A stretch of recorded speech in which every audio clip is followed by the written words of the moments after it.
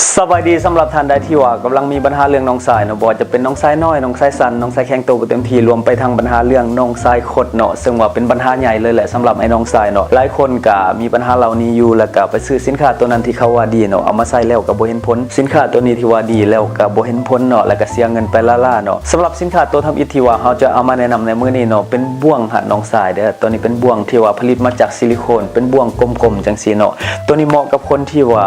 บ่อยากกินยาบ่อยากให้มีผลกระทบบ่อยากให้เป็นอันตรายต่อสุขภาพเนาะตัวนี้จะเป็นอุปกรณ์บ่แม่นยากินบ่แม่นยานวดแล้วก็บ่แม่นยาทาตัวนี้ใส่แต่ภายนอกเนาะใส่เฉพาะตอนที่ว่าเฮาจะมีกิจกรรมเท่านั้นสำหรับวิธีการนำใส่ก็ง่ายๆเนาะมีแต่ปะให้น้องสายแข็งโตเนาะแล้วก็เอาซิลิโคนตัวนี้มาซุบใส่น้องสายเนาะปะไว้1-3 นาทีเนาะ1-3 นาทีเท่านั้นเนาะตัวซิลิโคนตัวนี้เนาะมันจะเข้าไปกระตุ้นการแข็งโตของน้องสายเฮ็ดให้ขนาดของน้องสายนี่ใหญ่ขึ้นเนาะเวลาเฮาสวมตัวนี้เข้าไปเนาะอยากบ่อยากก็ต้องเฮ็ดให้ใหญ่ขึ้นอยู่แล้วเนาะแล้วก็แข็งขึ้นเนาะรับประกันเลยแข็งขึ้นกับใหญ่ขึ้นนี่ถ้าบ่เห็นผลยินดีขึ้นเงิน 100% ตัวนี้เหมาะกับคนที่บ่อยากกินยาเด้อเพราะว่าเฮาต้องการแค่จุดเดียวเนาะเฮาบ่มีความจำเป็นต้องไปกินให้มันผ่านตับผ่านไตผ่านปอดให้มันกระทบส่วนอื่นเนาะเฮาอยากได้จุดใดเฮาไปใส่จุดนั้นเลยตัวนี้ปลอดภัยหายห่วงถ้าบ่ดีใส่แล้วบ่เห็นผลยินดีขึ้นเงิน 100% เนาะสำหรับท่านใดที่ว่าเคยซื้อสินค้าที่ว่าเขาเจ้าโฆษณาว่าดีเนาะกินแล้วแข็งใหญ่ยาวอึดทนนานแล้วมาใส่แล้วมันบ่เห็นผลเนาะอยากให้ลองตัวนี้เบิ่งเนาะตัวนี้เฮาจะบ่โฆษณาหลายตัวนี้เฮาอยากให้ลองเองเบิ่งก่อนเนาะเพราะว่าตัวสินค้าตัวนี้กล้ารับประกันถ้าใส่แล้วมันบ่ดีใส่แล้วมันบ่เห็นผลยินดีขึ้นเงิน 100% เนาะเพราะว่าตัวที่มันดีบ่จะเป็นต้องเว้าหลายก็ได้ตัวนี้มันใส่เฉพาะจุดอยากบ่อยากก็ต้องเห็นผลอยู่แล้วเนาะใส่ปุ๊บเห็นผลปั๊บเลยเดี๋ยวบ่ต้องทาดนบ่ต้องทาให้หลายชั่วโมงตัวนี้ในกล่องมันจะแนะนำอยู่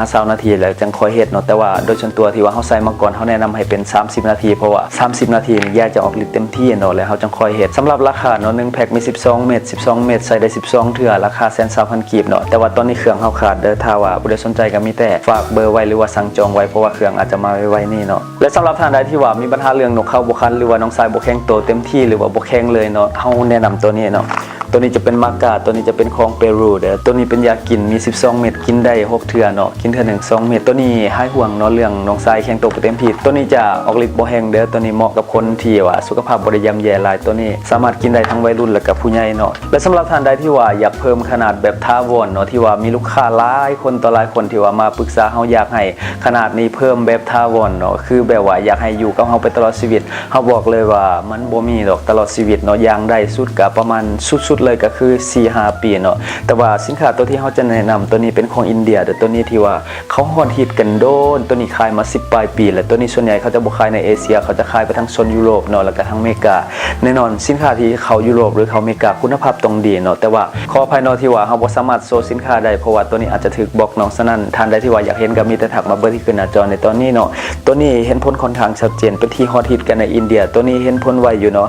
52 วันเนาะตัวนี้มีทั้งออยมีทั้งมาตรฐาน GMP ตัวนี้จะเป็นสินค้าที่ว่าเขาเจ้าฮอตฮิตกันในอินเดียเนาะแล้วก็ผลิตขายกันมาเป็น10 ปีแล้วเนาะซึ่งว่าสินค้าตัวนี้ผลิตมาเพื่อใช้งานแท้เนาะฉะนั้นอยู่ได้โดนเนาะอยู่มาหลาย10 ปีแล้วก็ยังขายดีย้อนว่าประสิทธิภาพของเขาเนาะแต่ว่าในประเทศเราบ่ค่อยมีเพราะว่าต้นทุนของสินค้าตัวนี้ค่อนข้างจะสูงและคนก็บ่ค่อยเอามาขายเพราะว่ามันบ่ค่อยได้กำไรแต่ว่าเฮาเน้นสินค้าที่ว่าใช้งานจริงเนาะใช้งานแล้วมันเห็นผลเนาะต้นทุนสูงก็อยากกำไรเฮาน้อยก็ต่ำเฮาก็เอามาขายเนาะสำหรับใครที่ว่าสนใจอยากจะเพิ่มขนาดแบบจริงจังเนาะให้เอาตัวนี้ไปใส่เนาะขอแต่มันใส่ขอแต่มันนวดและสำหรับไอ้น้องสายท่านใดเนาะที่ว่ามีปัญหาเรื่องน้องสายสั่นเนาะและอยากเพิ่มความยาวให้น้องสายตัวนี้เฮาก็มีสินค้ามาแนะนำตัวนี้เป็นปั๊มสูญญากาศเป็นปั๊มเพื่อเพิ่มความยาวโดยเฉพาะและก็สำหรับท่านใดที่ว่ามีปัญหาเรื่องน้องสายคดเนาะคดสายคดขวาบิดสะงองสะแงงก็สามารถเอาปั๊มตัวนี้มาดัดน้องสายให้กลับมาซื้อได้เนาะตัวนี้จะดัดแบบธรรมชาติคล้ายๆกับการดัดฟันเนาะดัดแบบว่าบ่ต้องใส่ยาดัดแบบธรรมชาติเนาะซึ่งว่าเวลามันปรับตัวจากที่ว่าคดเนาะกลับมาซื้อแล้วมันก็จะซื้อถาวรมันจะบ่กลับคืนคล้ายๆกับการดัดฟันเวลามันเข้าแล้วมันก็จะเข้าเลยมันจะบ่ออกมาเองเนาะและท่านใดที่ว่าอ้วนแน่เนาะซึ่งว่ามีหน้าท้องนี่ก็จะฮู้ๆกันดีแล้วว่าของเฮานี่มันจะหดเข้าไปโดยปริยายอยู่แล้วเนาะฉะนั้นเวลาเฮาใส่ปั๊มตัวนี้เนาะเฮาปั๊มแล้วมันก็จะดึงน้องสายที่ว่าหดเข้าหั่นเนาะให้ยืนออกแล้วก็เวลาเฮาปั๊มต่อเนื่องเนาะประมาณ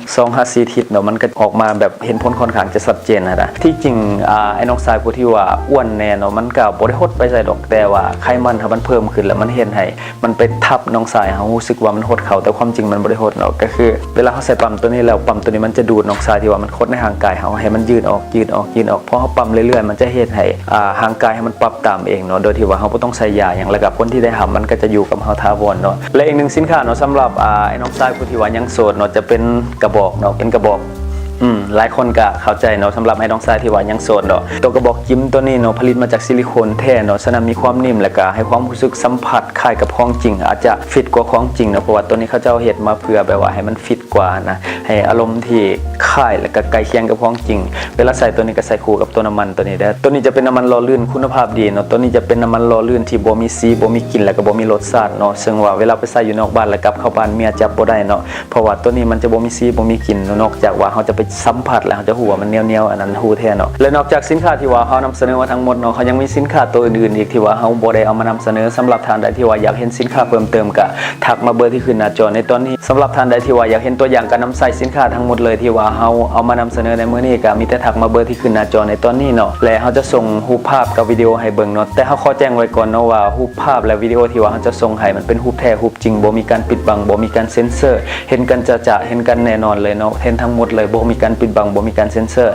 ฉะนั้นท่านใดที่ว่าทักมาเบอร์ที่ขึ้นหน้าจอตอนนี้ทักมาก่อนเขาจะส่งให้ก่อนเนาะสำหรับท่านใดที่ว่าบ่สะดวกทักมาก็มีแต่ฝากเบอร์ภายใต้คอมเมนต์ของเราทางลุมนี่ก็ได้เนาะหรือว่าส่งมาทางข้อความก็ได้แล้วเขาจะส่งข้อมูลให้ทั้งหมดเนาะสำหรับต่างแขวงที่ว่าสนใจอยากสอบถามหรือว่าอยากสั่งซื้อก็สามารถสอบถามมาได้เด้อเพราะว่าเราสามารถจัดส่งทั้งทางรถและทางยนต์และข่าวดีอีกอย่างหนึ่งก็คือเรามีสาขาปักเซแล้วก็หลวงพระบางเบอร์โทรที่ขึ้นหน้าจอในตอนนี้เด้อสำหรับท่านใดที่สนใจก็ลองทักมาเบิ่งก่อนซื้อบ่เป็นหยังลองทักมาเบิ่งก่อนเด้อเบอร์ที่ขึ้นหน้าจอในตอนนี้ทักมาเลย